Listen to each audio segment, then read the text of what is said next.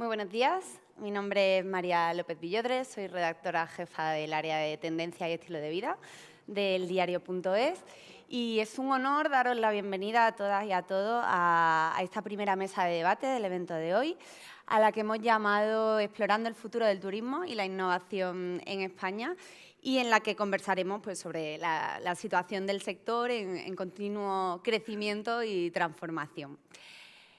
Para hablar de ello me acompañan las expertas y expertos en diferentes áreas, que son Miguel Sanz, director general de Tour España, Ministerio de Industria y Turismo; Inmaculada Benito, directora del Departamento de Turismo, Cultura y Deporte de la COE; Marta Abardía, directora de Servicios Comerciales de AENA; y Pilar Gorriz Ramón, directora de Innovación de Renfe.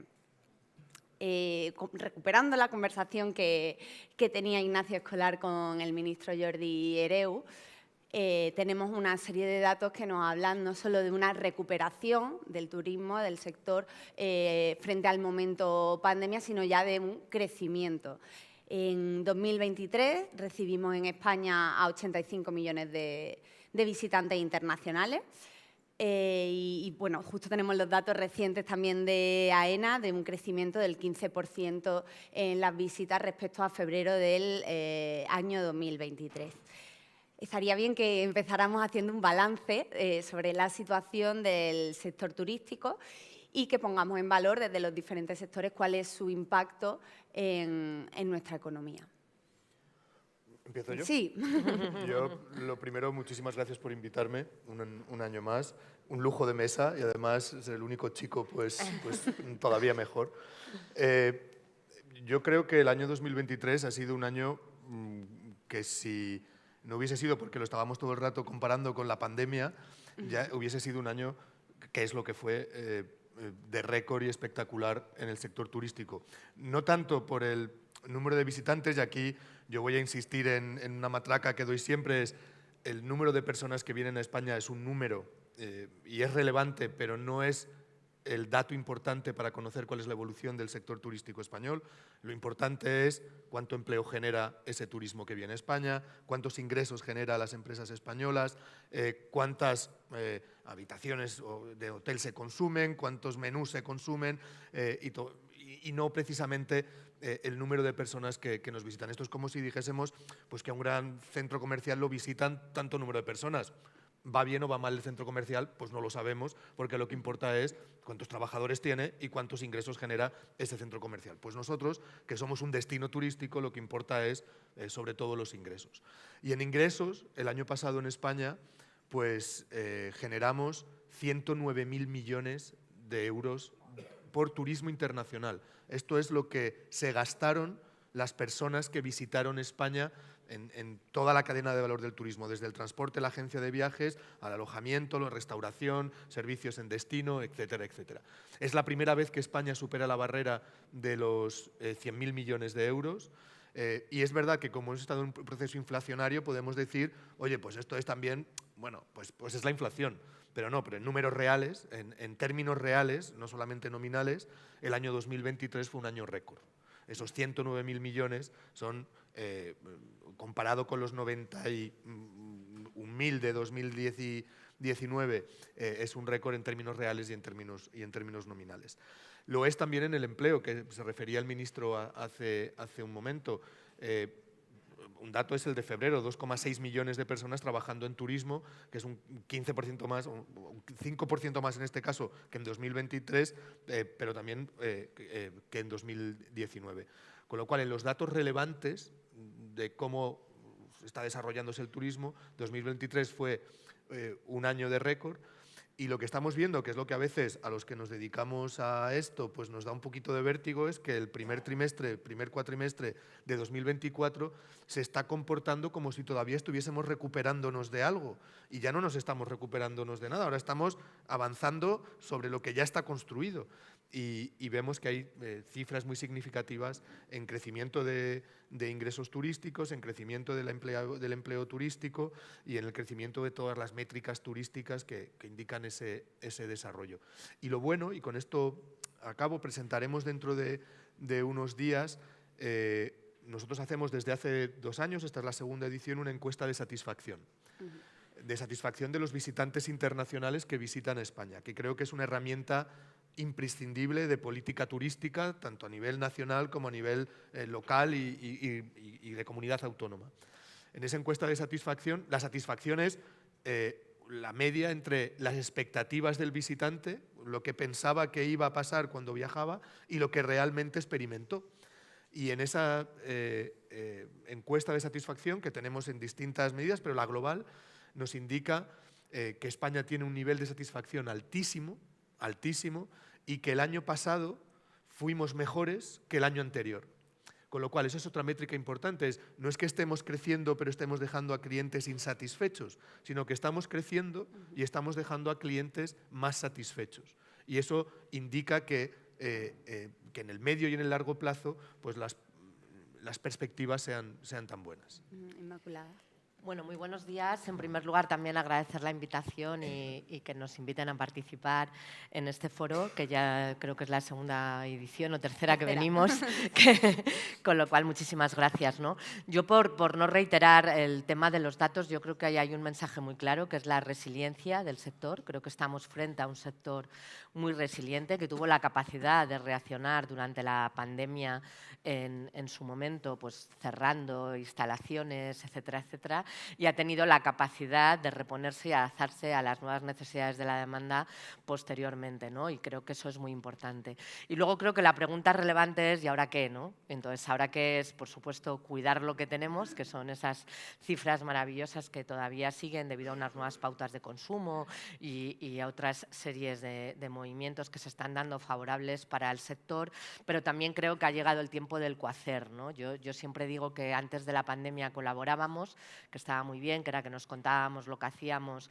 y a veces estábamos de acuerdo, a veces no, pero estábamos informados. Durante la pandemia tuvimos la oportunidad de cooperar, un poco forzadamente, pero desde lo público, lo privado, incluso lo privado en sí mismo y lo público en sí mismo, esa gobernanza multinivel, y yo creo que ahora ha llegado el momento de cohacer. ¿Por qué? Porque los retos son muy importantes. Entonces ahora tenemos retos, ahora no podemos fracasar.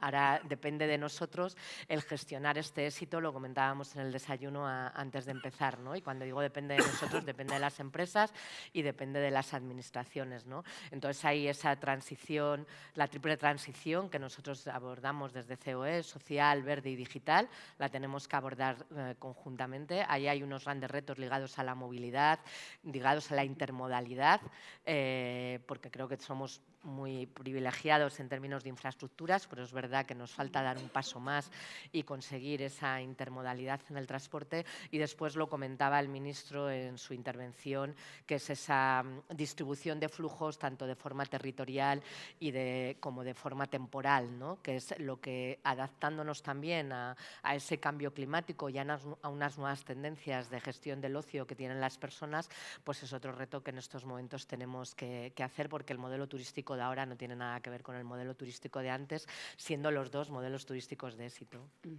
Marta, no sé si quería aportar.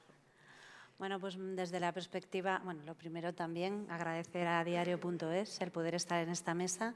En mi caso es la primera vez y la verdad que estoy encantada de poder compartir pues todos los datos que AENA tiene detrás y que, bueno, que son fiel reflejo del momento que está viviendo el turismo, ¿no? Yo diría que desde luego el turismo está en un momento muy dulce, ¿no? Y los datos, así lo ha dicho el ministro, así lo dicen también nuestros datos, la principal entrada de esos turistas a nuestro país es a través de nuestros aeropuertos. Hemos hecho en el año 23 283, que se dice pronto, ¿no? Millones de pasajeros que han pasado por todos nuestros aeropuertos. Esto es un 2,9 más que en el año 19, que nosotros aún nos estábamos comparando con el 19 porque fue el mejor dato de AENA. Hemos batido ese récord en el año 2023 y la semana pasada nuestro presidente hizo una presentación de que hemos tenido que actualizar los datos del plan estratégico y de hecho ha puesto la cifra cifra del alcanzar la previsión de 300 millones de pasajeros en el año 25, que es un año antes de lo esperado, ¿no? Esto nos da un poco pues, esa sensación que hablábamos de vértigo, de oye, esto va en aceleración. Además, hablamos de los datos de la programación de verano que tenemos ya y que en unos días se publicarán, pues bueno, sin dar un dato cierto, que no lo tenemos todavía, pero las previsiones desde luego auguran un buen verano y más o menos los asientos ofertados están en torno al 7% superior al del año pasado, aún pendiente de que las compañías aéreas hagan sus ajustes. Y me gustaría traer también a esta mesa las últimas publicaciones que ha hecho ACI. ACI es el Consejo Internacional de Aeropuertos, que velan sobre todo por la excelencia de la industria de la aviación, y hace poco pues, hizo el día 14 de febrero, si no recuerdo mal, el Día de los Enamorados, nos dio un buen regalo, ¿vale?, a todos, porque hace unas predicciones de una publicación de predicciones de volumen de tráfico aéreo en el mercado, en los países, y nos colocó en el año 23 en el primer mercado a volumen de tránsito aéreo, en el primer mercado europeo y en el cuarto del mundo. Pero no es eso lo más interesante, señores, lo más interesante es que para el año 2042 y para el año 2052 nos coloca en el top 5 del mundo y seguimos siendo el primer mercado en volumen de tráfico aéreo europeo. O sea, pensar que en el año 52 vamos a seguir estando en el año 52, estamos hablando, como primer mercado que tiene ese volumen tan importante de tráfico aéreo, pues desde luego estamos en un momento muy dulce del sector del turismo y yo diría también que mucha perspectiva pues, muy atractiva de cara al futuro y de consolidar pues, este buen ritmo, ¿no?, del turismo. Pilar. Bueno, yo quiero agradecer también el hecho de poder estar aquí compartiendo con vosotros, con la mesa desde luego y con todos vosotros esta mesa. Desde Renfe, ¿qué podemos decir? Pues que las personas que entran por los aeropuertos de AENA cogen nuestros trenes también para moverse por España, porque al final nosotros vertebramos territorio. Nosotros estamos en todas las comunidades autónomas, damos servicio en todas las comunidades autónomas y eso ayuda, como decía el ministro, también a descentralizar esos flujos de personas que vienen a este país. Nosotros este año, creo, si no estoy mal informada, que es el segundo año que más pasajeros o más personas llevamos en nuestros trenes, más de 500 millones de personas. Es una cifra muy alta. Es verdad que ahí se cuentan también cercanías que bueno, pues restan un poco a lo que sería el sector del turismo y en nuestra cifra global es un 20% o casi un 20% más de lo que se transportó el año pasado, ¿no? Insisto, nosotros vertebramos, nosotros movemos personas en todos los territorios y creo que eso ayuda a que el turismo, como decía el ministro, esté descentralizado, todas las personas puedan llegar a diferentes sitios. Muy de acuerdo con el tema de la intermodalidad. Tenemos que afrontar eso todos juntos y bueno, contentos con los datos de este año.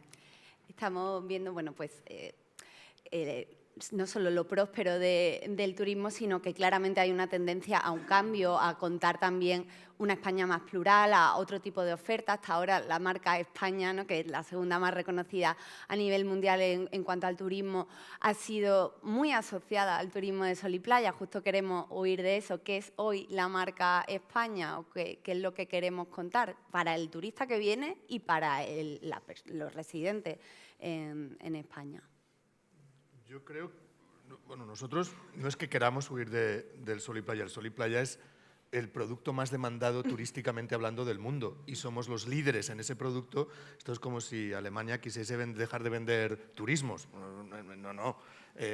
Querrá vender otros coches también, pero también quiere vender turismo. Nosotros queremos vender mucho sol y playa y el sol y playa, desde luego, es la vanguardia de nuestro turismo y también donde se produce algunas de las grandes innovaciones, y aquí también hablamos de innovación, algunas de las grandes innovaciones del turismo, no solamente español, sino del turismo mundial, y donde nos estamos jugando también el futuro y de la competitividad del turismo en España. Con lo cual yo aquí quiero romper una lanza a favor del turismo llamado de sol y playa, pero que es el turismo en realidad que se produce en las comunidades autónomas, en los territorios que tienen costa o en los archipiélagos. Aquí el reto es uno, lo comentaban Ignacio Escolar y el ministro, la desestacionalización. Y en esto yo creo que estamos de enhorabuena porque el año pasado, que fue un año de récord, como estábamos hablando, los meses que se comportaron menos de récord, que fueron récord pero menos, fueron los meses centrales del verano. Y sin embargo, donde se disparó la demanda turística o las visitas turísticas internacionales fueron en lo que se llaman los shoulder seasons, en la temporada media de primavera y de otoño, que crecieron espectacularmente. ¿Por qué se da eso? Porque se están generando, por ejemplo, y se está innovando en nuevos productos. Ahora no es raro ir a muchos destinos, Mallorca, por ejemplo, en el que en marzo pues uno ve pelotones y pelotones de ciclistas de todos los países europeos que vienen a disfrutar de buen tiempo para practicar un deporte como es el ciclismo. En Mallorca, en las Islas Canarias, en el norte de España. Y eso ha hecho que la temporada de apertura de los hoteles en una isla como Mallorca, que es fundamental el turismo de sol y playa, abran en lugar de en mayo, abran en marzo, 2 meses antes. Y que en lugar de cerrar en octubre, cierren en noviembre o incluso en diciembre. O que algunos hoteles no cierren en toda la temporada. Con lo cual, esto también es marca España. La marca, al final, la marca lo representa un logotipo, pero la marca es un conjunto de valores y atributos que tiene ese producto, ese concepto, esa marca, y que los que gestionamos esa marca, lo que tenemos que hacer es que esos valores y atributos que tiene esa marca sean los que generan demanda por parte de los consumidores o de los visitantes. No es lo mismo un consumidor o un turista de hoy en día lo que reclama a su destino que hace 20, 30 o 40 años. Con lo cual, lo que intentamos desde Tour España es que España tenga atributos y valores relacionados con un modelo turístico, lo que decíamos antes, innovador, sostenible, competitivo y digital. Bueno, yo creo que lo que antes era un sueño ahora ya es una realidad, ¿no? Coincido totalmente con Miguel, como no puede ser de otra manera, en que hemos sido líderes en la exportación de conocimiento turístico a otros sectores. Lo seguimos siendo. La semana que viene hay un congreso en Cancún, precisamente iberoamericano, sobre turismo justo, inclusivo y sostenible, donde precisamente se va a poner en valor una vez más ese conocimiento que tienen las empresas españolas y los destinos españoles en relación a conseguir esos retos. Y ahí apelo otra vez más a esa resiliencia que comentaba antes. Yo creo que la capacidad que hemos tenido como ecosistema turístico de adaptarnos a las nuevas necesidades del cliente, a esos nuevos cambios, de que es verdad que el turismo de sol y playa sigue siendo el centro de atención, pero que ya hay otras muchas simbiosis ligadas a la cultura, ligadas al deporte, ligadas a la gastronomía, incluso mezclas entre ellas, y que hemos sido capaces de generar esa cooperación privada-pública, privada-privada y pública-pública para que eso funcione adecuadamente y se produzcan esos niveles de satisfacción que comentaba Miguel. Yo creo que eso ya es una realidad y está, lógicamente, remando a favor de esa distribución de flujos tanto territorial como espacialmente, ¿no? Como en el tiempo. Respecto a la experiencia de usuario, ¿no? A esas vías de entrada y de salida, a esas comunicaciones, ¿qué podemos contar de esa marca España que presentamos? Pues desde luego coincido totalmente con Miguel e Inma en que somos líderes, ¿no? Y bueno, extrapolándolo desde luego a los aeropuertos, AENA es la empresa líder y lo decimos pues con humildad, ¿no? Es la empresa líder en el mundo gestionando millones de pasajeros. Gestionamos 46 aeropuertos aquí con 2 helipuertos, pero ya estamos gestionando el 20% del tráfico aéreo en Brasil, por ejemplo, o gestionamos el aeropuerto de Luton. En total, con aeropuertos participados, gestionamos hasta 80 aeropuertos y somos líderes en el mundo. Entonces, creo que esa marca de líder, ¿no? De España, de hacer bien las cosas, se nos ha reconocido y hago mención un poco a lo que ha comentado Inma. Después de la pandemia hubo muchos aeropuertos europeos con los que nos comparamos habitualmente que tuvieron muchos problemas para esa recuperación que hubo tan vertiginosa después de estar todos parados, ¿no? Pues empezó todo el mundo a volar, fue un crecimiento muy rápido, muy exponencial y hubo muchos aeropuertos que no estuvieron tan preparados, vimos aeropuertos con colas, vimos aeropuertos con problemas en los equipajes, no pasó así en los aeropuertos de AENA, también dicho sea porque todo el ERTE, ¿no? Que hizo el gobierno pues hizo que tuviéramos personal suficiente para estar preparados para todas esas infraestructuras que habían estado cerradas, que habían estado mucho tiempo no operativas, ponerlas rápidamente en funcionamiento y que además lo hiciéramos bien, ¿no? Esa excelencia, ese liderazgo del que hablábamos antes, ¿no? Entonces yo creo que sí que podemos decir que la marca España es líder en excelencia, ¿no?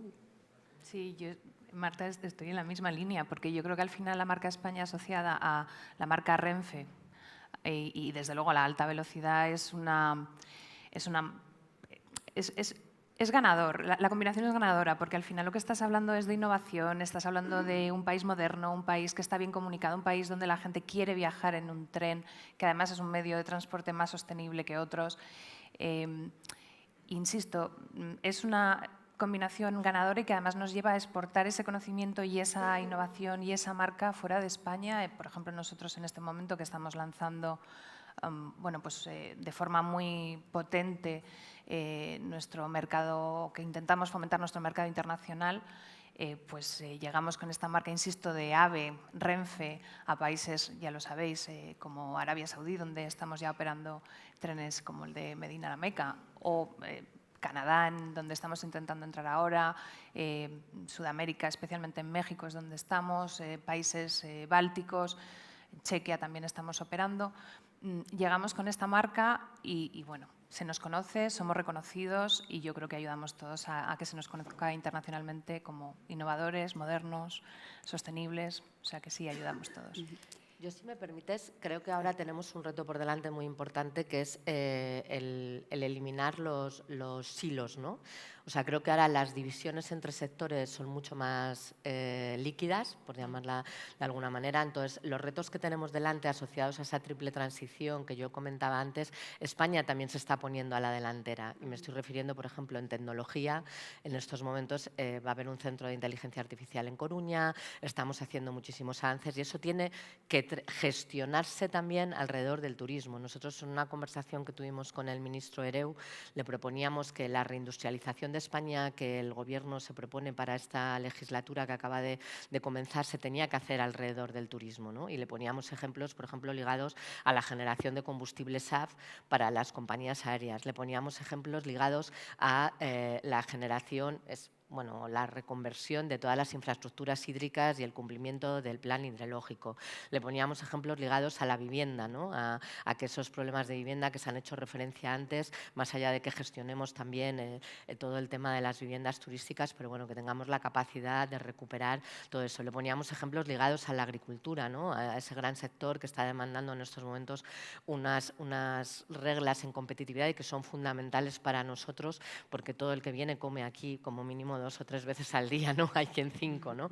Entonces, bueno, yo creo que eso es ahora la gran asignatura pendiente. O sea, yo creo que ya el ecosistema turístico, así como lo hemos entendido hasta la fecha, está muy maduro y tenemos un gran potencial a nivel nacional y esa marca España podemos presumir de ella y sacar pecho. Y ahora la asignatura pendiente es, alrededor de eso, construir el país que todos queremos, ¿no? Que vamos a decir del tema del automóvil, ¿no? El 20% de los vehículos que se fabrican van destinados al turismo, al alquiler de vehículos. Entonces, bueno, hay toda una serie de temas que es lo que yo llamo redes de valor alrededor del turismo, que van mucho más allá de la cadena de valor, que creo que es ahí donde tenemos que concentrar ahora los esfuerzos y por eso es súper importante esa generosidad, por supuesto, empresarial y esa responsabilidad que tenemos y también de las administraciones públicas. Ayer tenía una reunión con el secretario general del reto demográfico y me decía, Inma, tenemos que mirar el territorio de otra manera, porque si no los ayuntamientos tan pequeños no podemos hacer llegar el turismo a esa territorialización que queremos. Tenemos que mirar el territorio con una perspectiva distinta, con independencia de la gobernanza que haya para poder colaborar y para poder competir. Y perdonar que me he hecho mi speech aquí yo. Es un debate, una conversación. En línea con lo que dice Inmaculada, es que nosotros creemos que ese es el camino. Y, por ejemplo, en el último Fitur, lo digo como dato, firmamos con diferentes entidades turísticas más de 50 acuerdos precisamente de colaboración porque creemos que el mejor medio para llegar a los sitios es siempre en tren. No siempre es posible, porque no, como sabemos, las infraestructuras no llegan a todos y cada uno de los pueblos, pero bueno, para eso tenemos intermodalidad y tenemos modelos de colaboración con otras entidades. Pero sí que creemos que tenemos que ser ese apoyo al turista, esa gestión de la movilidad tiene que ser o facilitarla a través de los Ojo, trenes. y no solo a turista, hablaba el ministro y yo creo que es otro de las grandes asignaturas que tenemos suspensas y que tenemos que recuperar, no con muy mala nota, pero que tenemos que recuperar, que es ese diálogo turista-residente, ¿no? Y hay todas esas infraestructuras de las que hablamos y la intermodalidad y esa mirada al territorio de forma distinta no es solo para el turista, es para el cliente interno, que es nuestros trabajadores del sector o los que trabajamos en el sector, y también para los propios residentes de las comunidades que tienen que recuperar ese amor hacia el turismo, que hablando del Día de los Enamorados, ese amor hacia el turismo porque realmente les genera un bienestar y una salud económica y social lo suficientemente buena como para que abracen al turismo como uno de sus principales medios de vida, ¿no? Y yo creo que es ahí ahora donde tenemos una gran responsabilidad. Yo creo que ya en promoción lo hacemos muy bien, hemos evolucionado a esas nuevas maneras de promocionarnos, en ordenación quizá tenemos que hacer yo siempre, Miguel lo sabe, siempre reclamo una disposición derogatoria de todas las normas y reclamar también la obsolescencia programada de las normas. Yo creo que lo tenemos muy asumido en la tecnología, pero también las normas también se quedan obsoletas porque evoluciona el mercado mucho más rápido. Entonces esa obsolescencia programada hay que gestionarla también para tener unas normas que estén de acuerdo al modelo actual. Hoy se aprueba en la Comunidad Europea la Ley de Inteligencia Artificial. Vamos a tener que trabajar sobre eso. Escuchaba esta mañana o leía un artículo donde en Singapur un diputado proponía un sistema de formación para las personas mayores de 40 años en inteligencia artificial y que luego hicieran como una especie de intercambio de conocimientos con los jóvenes expertos en inteligencia artificial. Bueno, pues vamos a tener que ser creativos en la generación de ese mercado. El turismo es un sector donde están ahora mismo conviviendo 4 generaciones de trabajadores. No hay tantos sectores que puedan presumir de ello. Nosotros sí que podemos presumir con sus partes buenas y con sus partes malas y vamos a tener que ser muy creativos desde la parte privada y desde la parte pública. Yo siempre hablo de colaboración privada-pública para poder afrontar esos retos. Lo que no podemos es pensar que con lo que hemos hecho hasta ahora vamos a poder seguir avanzando hacia adelante a pesar de que los números sean muy buenos. Me gustaría que habláramos también del potencial del turismo de negocios. ¿Cuáles son esos destinos que nos convierten en un lugar atractivo? ¿Qué potencial tiene también para el sector, Miguel? Bueno, en turismo de negocios esto parece que es chulear por chulear, pero seguimos siendo uno de los grandes líderes mundiales en turismo de negocio. Tenemos 2 ciudades, Madrid y Barcelona, que están entre las 5 primeras ciudades del mundo en recepción de congresos y convenciones internacionales. Y España, si no recuerdo mal, ocupa el segundo o el tercer lugar como país en número de reuniones, convenciones, congresos, ferias en el mundo. Es una parte importantísima del turismo porque es una parte que deja muchísimos ingresos. El turista de negocios genera proporcionalmente muchos más ingresos que el turista vacacional y es un turismo que además genera actividad económica. Si viene a trabajar es porque viene a generar actividad económica en el territorio donde viene. Aquí hay 2 cosas que nos benefician. Por ejemplo, que tenemos grandísimas redes de conectividad internacional. España, esto lo sabe mejor AENA, pero si no recuerdo mal, España es el país mejor conectado punto a punto de Europa y, por tanto, uno de los mejor conectados punto a punto del mundo. Así es. Tenemos, como decía, un número de aeropuertos que supera al de Reino Unido y Francia juntos, lo que hace que la conectividad y la distribución del turismo, también del turismo de negocios en nuestro país, pues pueda ser más diversificada que en otros destinos donde hay un gran hub central y después pues, la conectividad depende de la intermodalidad que tenga. El turismo de negocios, además, es desestacionalizado. Los grandes congresos y las grandes ferias pasan en momentos no vacacionales, con lo cual no interfieren en el turismo vacacional y además utilizan recursos grandes centros de congresos, empresas de gestión y de producción técnica que desarrollan también distintas capacidades y talentos en ese territorio. Yo creo que el turismo de congresos es una de las áreas donde España ha ido creciendo los últimos años. Hemos logrado posiciones de liderazgo, tenemos que mantenerlas. Ahí también las infraestructuras locales, los grandes espacios congresuales, las ferias, los auditorios son fundamentales y yo creo que en eso podemos presumir de tener algunas de las mejores infraestructuras de Europa. No sé si queréis añadir desde vuestros sectores. Habla mucho. Marta, quizás. Y ahora. Bueno, pues a ver, desde nuestro punto de vista, yo recuerdo cuando acabó la pandemia, ¿no? Que el business passenger, ¿no? Para nosotros es muy querido en los aeropuertos, por lo que acaba de decir Miguel, nos genera un ingreso comercial muy importante, es un pasajero de un perfil pues, con un potencial que es muy relevante en nuestros aeropuertos. Y cuando acabó la pandemia era, ahora mismo con el teletrabajo no va a volver a volar nadie, la ruta Madrid-Barcelona, bueno, era todo como aquellos malos augurios, ¿no? Que desde luego no se han cumplido y que bueno, lo que tenemos ahora en nuestros aeropuertos es que ese business está otra vez viajando y lo que sí que os puedo decir es que de todas nuestras actividades comerciales, de todas nuestras líneas de negocio, la que más está creciendo y a un ritmo impresionante es todos los servicios VIP que sobre todo son demandados por estos tipos de pasajeros, ¿no?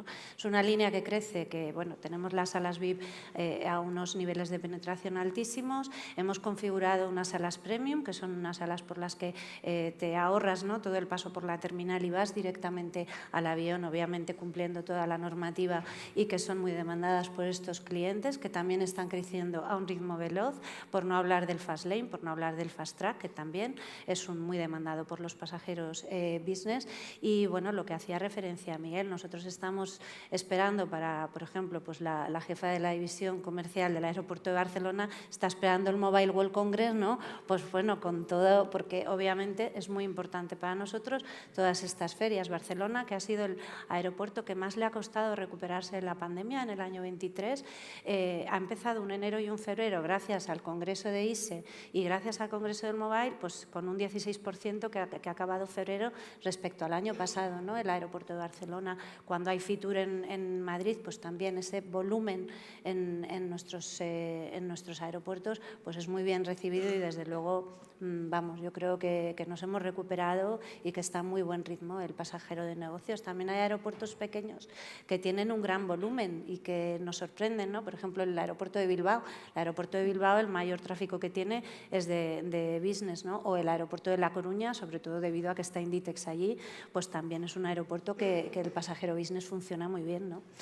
Y es un complemento, quiero decir, hay muchas rutas, sobre todo de largo radio, que no existirían para el turismo vacacional si no fuese porque las soportan los pasajeros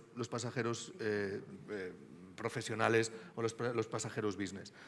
La rentabilidad de una ruta aérea depende mucho del tráfico business que haya, del tráfico profesional que haya, y si no existe ese tráfico profesional no existiría la ruta en su conjunto, con lo cual el fomentar que haya viaje profesional entre destinos fomenta también que se pueda producir el viaje vacacional. Así que son complementos y son pescadillas que se muerden la yo cola. creo que ahí es muy importante ver ese mensaje que comenta Miguel de el bienestar que proporciona, que a veces no lo valoramos suficientemente o no lo contamos lo suficiente, que nos pasa, por ejemplo, igual con las infraestructuras sanitarias. En Mallorca hay 10 hospitales y, por supuesto, hay 10 hospitales porque recibe 10 millones de turistas, sino seguramente con el millón de personas que viven en Mallorca no sería necesaria esa dotación hospitalaria, ¿no? Entonces yo creo que eso es un mensaje importante y luego me gustaría hacer referencia, porque es verdad que hubo como una especie de pánico cuando acabó la pandemia de oye, ahora todo el mundo iba a estar trabajando por Zoom, ¿no? Ahora permanentemente no nos vamos a volver a ver y etcétera, etcétera, ¿no? Y yo creo que ahí se ha demostrado y ahí reivindicando un poco el papel de las empresas ese liderazgo humanista, ¿no? La necesidad que hay y esa labor que hace el turismo también que es social, ¿no? Que es de relacionarnos. La principal crisis que tuvimos cuando la pandemia, a partir de, además de la sanitaria, fue la de movilidad. que tuvo una afección en las cabezas, por decirlo de alguna manera, o en todo lo que, que fue muy importante, ¿no? Y el turismo eso es un gran sanador. Bueno, el tema de la jornada, que ya ha ido saliendo en esta conversación, ha aparecido antes también en la entrevista con el ministro, es el turismo sostenible. No podemos hablar de turismo hoy sin tener en cuenta esa sostenibilidad, no solo climática, sino también económica y social, ¿no? Como estábamos hablando. ¿Cuáles creéis que son los grandes retos y los grandes compromisos que se están asumiendo desde cada uno de los sectores? Bueno, yo creo que el compromiso con la sostenibilidad no es del turismo, es social, porque o nos comprometemos o no estaremos, o estaremos en muchas peores condiciones. Esto es una cosa de la humanidad, el que tenemos que afrontar el reto de la sostenibilidad medioambiental.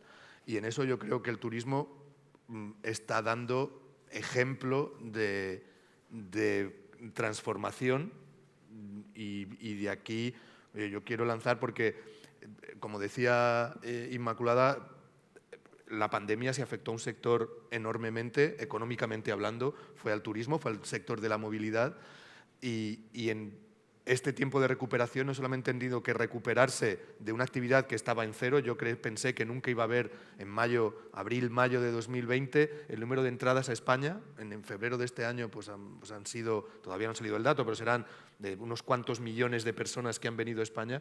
En el año 20 fueron cero. Y con toda la actividad económica que eso genera.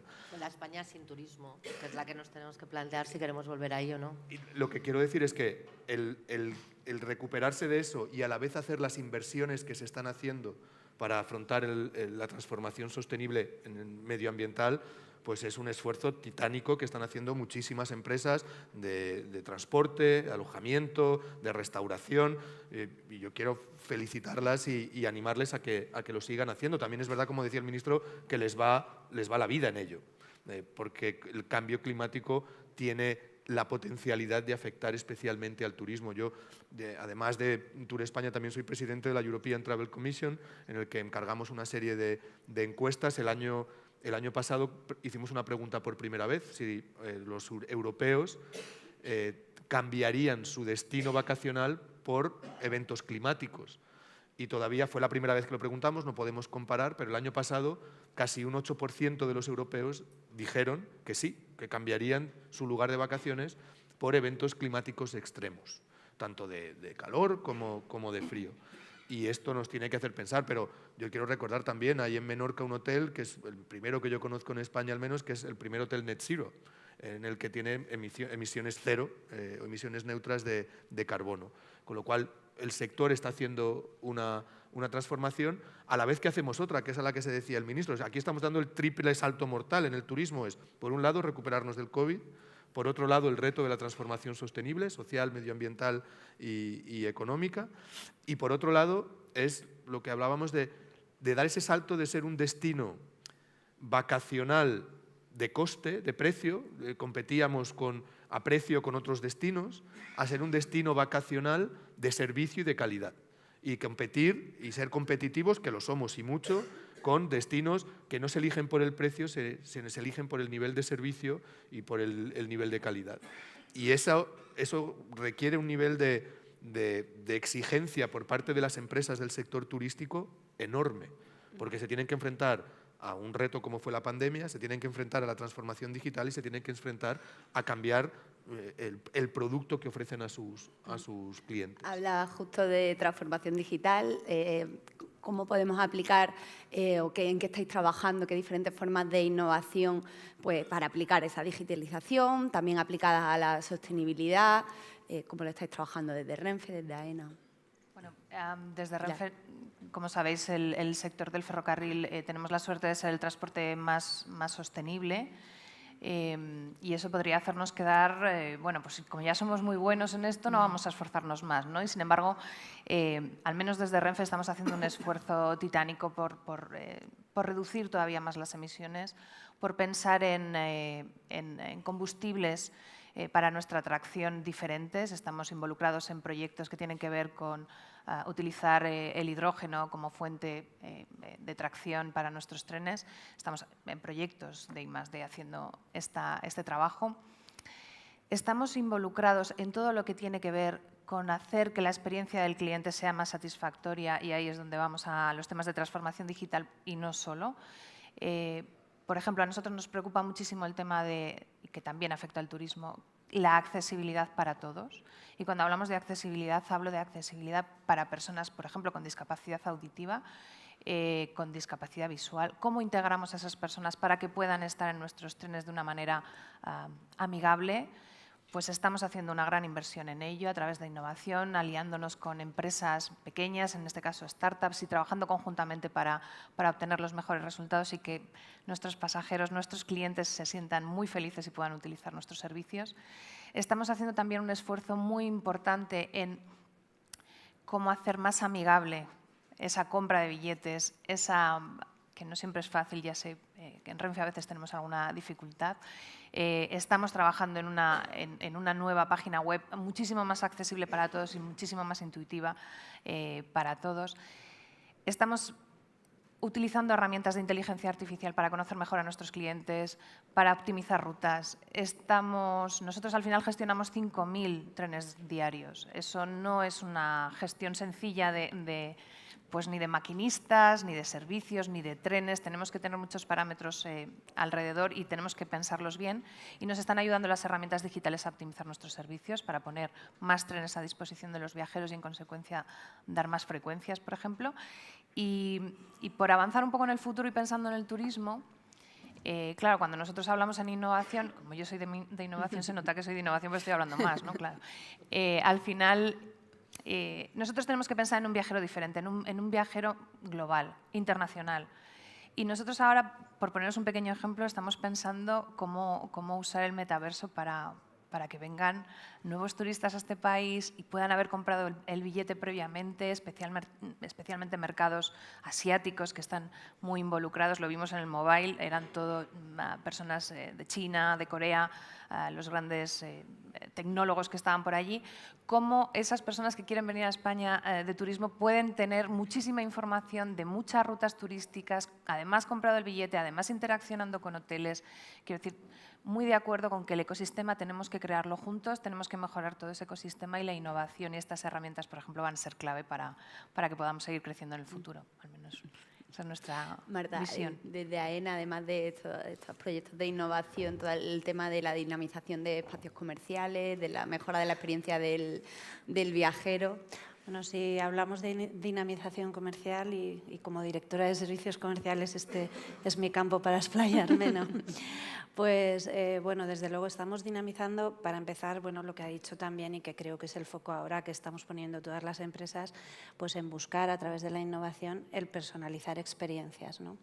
Esto es súper importante. Para nosotros ahora el foco es uno de nuestros ejes estratégicos, es la experiencia del cliente, mejorarla a través pues, de, sobre todo, conocerlos, pero que estos pasajeros dejen de ser un dato, ¿no? Un dato que da AENA, sino que nosotros a través de innovación estamos intentando conocer, tener una escucha activa y conocer sus sentimientos y sus emociones. Muchas veces en los entornos aeroportuarios el pasajero se estresa, tenemos que saber qué demandas necesita, ¿no? Y luego, si todo esto lo trasladamos a comercial, pues nosotros, que obviamente contratamos a través de licitación pública, en todos nuestros pliegos existe un apartado para la innovación, para la digitalización, y ya tenemos, ahora estamos cambiando todas las tiendas de duty free de los aeropuertos. Ahora en un año y medio veréis que todas las tiendas de duty free de los aeropuertos se van a renovar enteras, ¿vale? ¿Qué pasa en estas tiendas? En estas tiendas pasa que ya no solo son tiendas donde uno va a comprar y tenemos todas las marcas internacionales, son tiendas que van a pasar cosas, que vamos a priorizar pues esas experiencias, ¿no? Que pasen cosas, que es lo que nos demanda el pasajero. Tenemos las Smart Shops, que llamamos ahora, y que son esta implantación nueva a través de nuestros operadores de tiendas libres de impuestos, que son Avolta y que son Lagardère, y que nos presentan, por ejemplo, experiencias como poderte hacer un reconocimiento del estado de la piel o poder hacer maquillajes virtuales a través de pantallas, ¿vale? Pues bueno, experiencias que nos ayudan también pues, a dinamizar dinamizar la compra, pero también a que el pasajero se lo pase bien, ¿vale? Nosotros además hacemos un gran esfuerzo y ahora mismo ha sido reconocido por ello el aeropuerto de Barcelona en su categoría como el mejor aeropuerto donde la gente se entretiene, porque hacemos también mucho esfuerzo con las acciones de marketing en trasladar ese ocio, esa cultura que tenemos en las ciudades al aeropuerto, ¿no? Pues para la Feria de San Isidro hicimos un flash mob donde la gente pues podía bailar, ¿no? El chotis clásico y que luego también bailaban. Pues para la Feria de San Jordi sacamos todos los libros y todas las rosas al Sky Center del aeropuerto de Barcelona. Hacemos ferias para poder bailar sevillanas cuando es la Feria de Málaga, cuando es la Feria de Sevilla. Pues todo centrado en que ese pasajero se lo pase muy bien. Para los carnavales de Canarias hemos hecho una cosa muy chula, que entrabas a una caja y que te maquillaban y te vestían y salías disfrazado completamente, ¿no?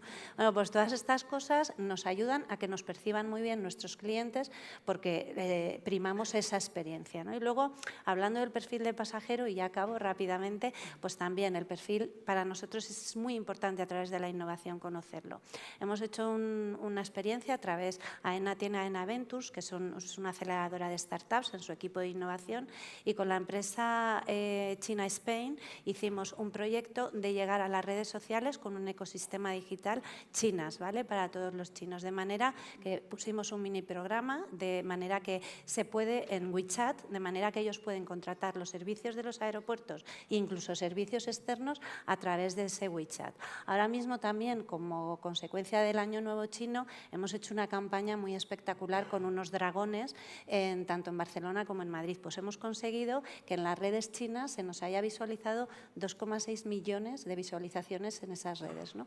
Pues ese es un poco el marco de querer enfocarnos al cliente. Bueno, vamos a dejarlo aquí con esta vista sobre el futuro y la innovación del turismo en España.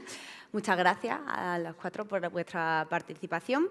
Y lo dejamos aquí para continuar con la siguiente mesa de debate, que trata sobre la cultura y el patrimonio de nuestro país, que estará moderada por nuestra redactora jefa de Cultura, Elena Cabrera. Muchas gracias.